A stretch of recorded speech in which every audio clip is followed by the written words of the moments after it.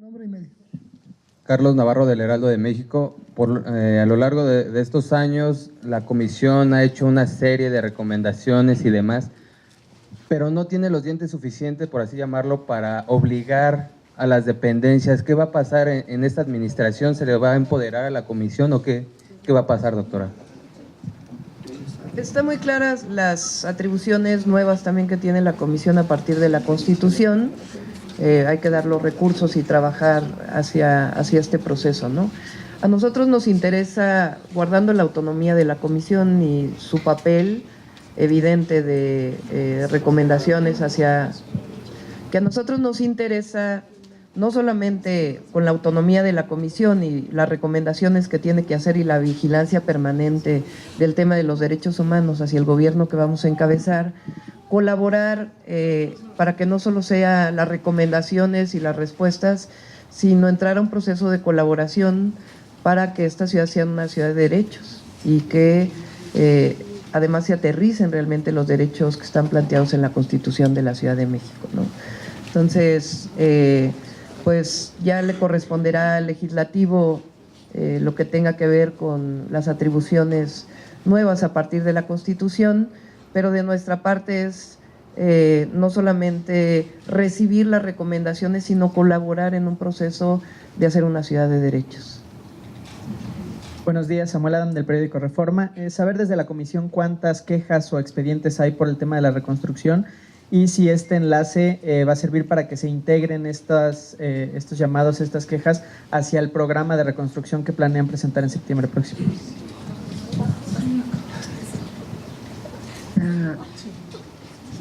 Permíteme un segundo para darte exacto el dato de la… Lo tenía yo aquí, ya lo perdí, espérame tantito.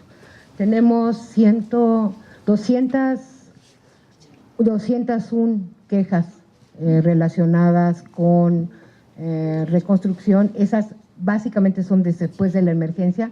Hay un bloque alrededor de 60 que de hecho fueron atraídas por la Comisión Nacional, que tenían que ver con el proceso del sismo hasta octubre, que se decreta se acaba la emergencia por el sismo. Nosotros tenemos básicamente establecido que estamos armando, junto con esas quejas y las audiencias públicas y recorridos que hemos hecho, un informe especial que estaríamos presentando en el mes de agosto con relación a la reconstrucción y al sismo. Y además estamos en la elaboración de 2 recomendaciones que tienen que ver con omisiones de las autoridades en algunos casos, y en otros casos tienen que ver con lo que nosotros llamamos el desplazamiento forzado intraurbano que ha provocado que provocó el sismo y que de hecho todavía aún muchos grupos siguen viviendo. Entonces esa es la categoría, cómo vamos a trabajarlo. De entrada hay una mesa, vamos a tener una mesa específica de reconstrucción en donde vamos a empezar igual a dar los elementos que nosotros tenemos estudiados y trabajados para que en la conformación de lo que va a ser el programa que ha anunciado Claudia puedan empezar a procederse con esta alimentación de información. ¿Alguna otra pregunta? Buenos días, Carlos Montesinos de la Hoguera MX. Una pregunta para la doctora Sheinbaum. En casos donde se determinó que hubo, por ejemplo, violaciones a los derechos humanos o violaciones al debido proceso por parte de las autoridades que siguen un poco en el limbo, por ejemplo, como el caso de Marco Antonio, ¿habría revisiones especiales una vez ya iniciado el gobierno? Sí, obviamente las tiene que haber a partir de la… ya vamos a platicar de las instancias, pero evidentemente para nosotros los derechos humanos son un eje fundamental del próximo gobierno. Entonces las quejas que hay presentadas ya las vamos a trabajar y a revisar. Cecilia Nava, del Sol de México. A la jefa de gobierno, preguntarle cuál es el compromiso de usted respecto a la violencia que nos hemos tenido diferentes medios de comunicación, algunos compañeros últimamente, uno de Reforma, otro de otro medio. ¿Cuál va a ser el compromiso de usted? Y preguntarle a usted cómo va el proceso también de los hechos donde golpearon a Ángel Muñoz, a nuestro compañero.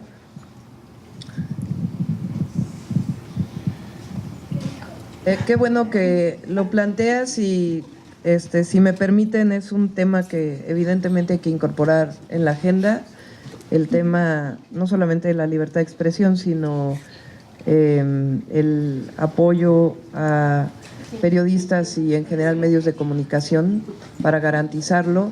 También hay una agenda muy importante de periodistas que están en la Ciudad de México, de otros estados de la República, que han sido amenazados y que también está contemplado parte de este tema. Entonces, disculpas que no lo haya mencionado, pero en efecto es un tema que tenemos que colaborar y hay todo el compromiso.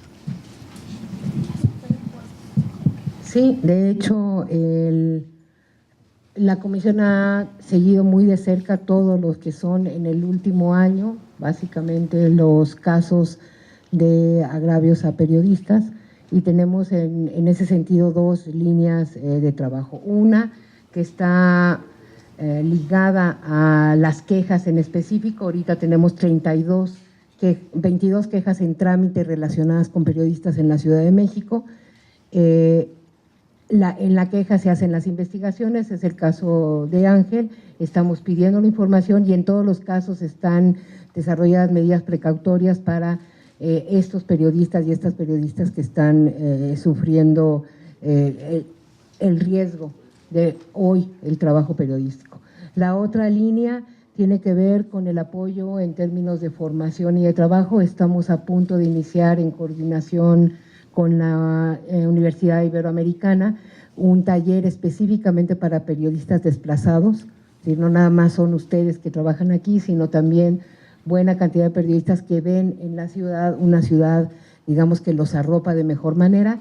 Y la tercera es todo lo que se hace de trabajo coordinado, tanto con el mecanismo de protección a periodistas a nivel federal como el mecanismo de protección de periodistas a nivel local.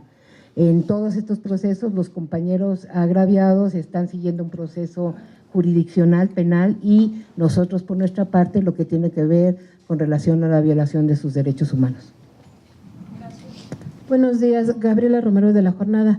Para la doctora Sheinbaum, en el caso de la reconstrucción, hace unos días trascendió, se supo que los 6,000 millones de pesos que estaban destinados a la reconstrucción están comprometidos, no se han ejercido. ¿Cuál es su opinión al respecto? Y para la titular de la Comisión de Derechos Humanos, en el caso de los desplazados forzados, ¿tenemos ya algún número, alguna cifra de cuántas personas se encuentran en esta situación? Y en otro tema para la doctora Claudia, en la situación de la alerta de género, en este momento es la Secretaría de Gobernación quien activa la alerta de género. En la nueva administración, ¿va a cambiar este mecanismo o cómo se va a determinar cuándo se abre la alerta de género en la Ciudad de México? Gracias.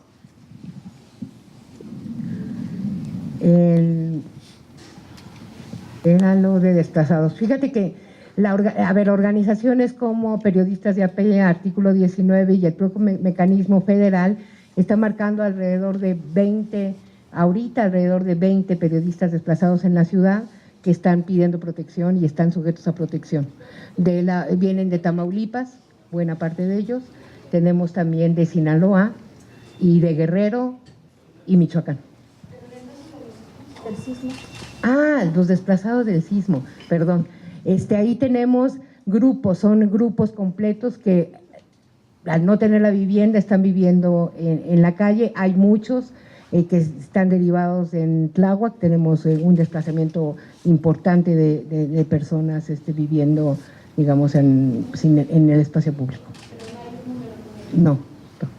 Con la siguiente, perdón.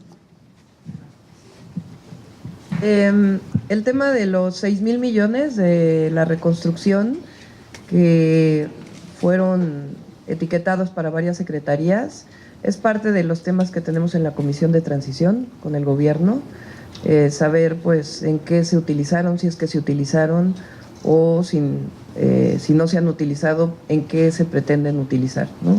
Ese es un tema.